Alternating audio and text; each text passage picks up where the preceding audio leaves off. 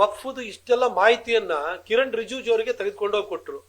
ನಾವು ಪಕ್ಷದ ವಿರುದ್ಧ ಅಂತಂತಂದ್ರೆ ಪಕ್ಷದ ವಿರುದ್ಧ ಯಾರಿಗ ದೂರ ಕೊಡಕ್ ಹೋಗಿದ್ದು ನಾವು? ನಮ್ಮ ರೈತರಿಗಾಗಿರೋ ಅನ್ಯಾಯದ ಬಗ್ಗೆ ನಾವು ಮಾಹಿತಿ ಸಮೇತವಾಗಿ ದಾಖಲೆ ಸಮೇತವಾಗಿ ಕೊಟ್ಟಿದ್ವಿ. ಇದು ಪಕ್ಷದ ವಿರುದ್ಧ ಹೆಂಗಾಗುತ್ತೆ? ಪಕ್ಷದ ನಮ್ಮ ಅಜೆಂಡಾ ಪೂರಕವಾಗಿ ನರೇಂದ್ರ ಮೋದಿಜಿಯವರು ಇವತ್ತು ವಫ್ ಕಾಯ್ದೆಗೆ ತಿದ್ದುಪಡಿನ ತರ್ತೀವಿ ಅಂತ ಹೇಳಿ ಮುಂದಾಗಿದ್ರಿಂದಲೇ ಅಲ್ವಾ ಇವತ್ತು ದೇಶಾದ್ಯಂತ ಈ ತರ ವಿಚಾರಗಳು ಹೊರಗಡೆ ಬರ್ತಾ ಇರೋದು.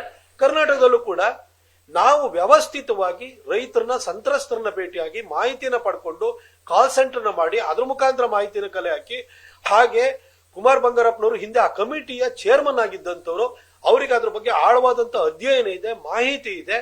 ಹಾಗಾಗಿ joint secretary, under secretary, JPC chairman ಅವ್ರನ್ನ ಭೇಟಿಯಾಗಿ ಫೋಟೋ ಆಡಿಟಿಂಗ್ ಕೊಡಿ ಅಥವಾ ಇದನ್ನ ಕೊಡಿ, ಸೋಷಿಯಲ್ ಆಡಿಟಿಂಗ್ ಕೊಡಿ, ಫೈನಾನ್ಷಿಯಲ್ ಆಡಿಟಿಂಗ್ ಕೊಡಿ.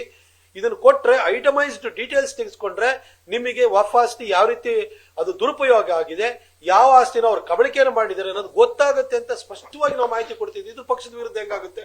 ನರೇಂದ್ರ ಮೋದಿ ಅವರೇ ಇವತ್ತು ತಿದ್ದುಪಡಿ ಕಾಯ್ದೆಯನ್ನು ತರ್ತಿದ್ದಾರೆ. ಅದಕ್ಕೆ ಪೂರಕವಾಗಿ ನಾವು ಅದಕ್ಕೆ ಮಾಹಿತಿಯನ್ನು ಕೊಡ್ತಾ ಇದ್ದೀವಿ. Thank you. ಇದು ಪೆನ್ ಡ್ರೈವ್ಸ್